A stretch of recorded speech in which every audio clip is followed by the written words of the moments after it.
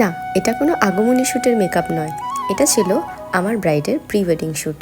আর shoot location ছিল লাহাবাড়ি হাতিবাগান। আমার এই ব্রাইডের এঙ্গেজমেন্ট লুকটা কিন্তু আমি তোমাদের সাথে শেয়ার করেছিলাম।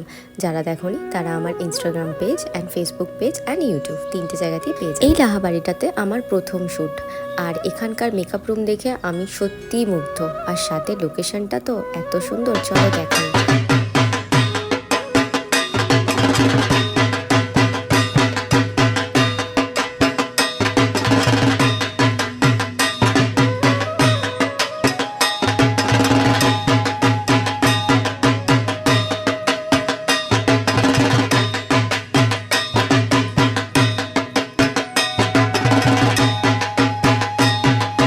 এখানে আমার ব্রাইড তার বরের ধুতি ঠিক করে দিচ্ছে। বলে রাখি, আমার ব্রাইডের যে লুকটা তোমরা দেখতে পাচ্ছ, এটা পুরোটাই ওনার নিজের চয়েস। শাড়ি, জুয়েলারি সব কিছু ওনার নিজস্ব, কোনোটাই কিন্তু রেন্টেড নয়। যেহেতু হাতিবাগানের এই লাহাবাড়িটায় আমার ফার্স্ট টাইম, আমি প্রত্যেকটা জায়গা একটু ঘুরে ঘুরে এক্সপ্লোর করছিলাম আর সাথে ভিডিও করে তোমাদের সাথে শেয়ার করছি। এত সুন্দর জায়গা, এত নিট অ্যান্ড ক্লিন, এত ওয়েল মেনটেন, সত্যি চোখ জুড়িয়ে যাচ্ছিল। তোমাদের সুবিধার জন্য একটু ডিটেলসটাও আমি তুলে ধরলাম।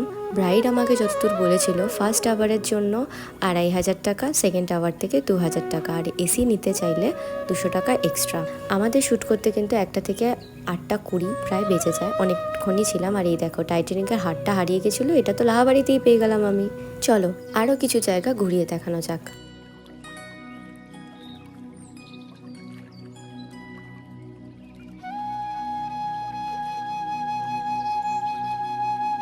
যখন আমার ব্রাইডের শ্যুট স্টার্ট হয়েছে, তখন এই লাহাবাড়িতে আর কারোরই শ্যুটিং চলছিল না।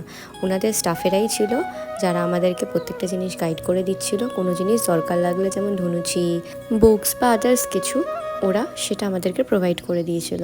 আর লাস্টের দিকে অনেকগুলো চকলেটও দিয়েছিল সবাইকে খাওয়ার জন্য। এটা ছিল লাঞ্চ টাইম, আমরা লাঞ্চে খেয়েছিলাম মাটন বিরিয়ানি, কাবাব, আর তারপরে আবার শ্যুটিংয়ে চলে এসেছি। আর এরপরে ছিল ঘরের ভেতরে শ্যুট, আর ঘরটা তো দেখতেই পাচ্ছ কি সুন্দর।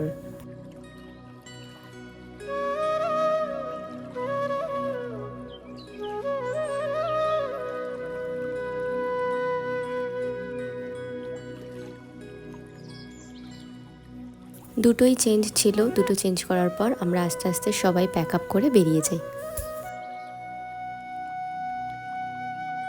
দেখা হচ্ছে অন্য একটা ব্লগে, আজকের মতো এইটুকুনি।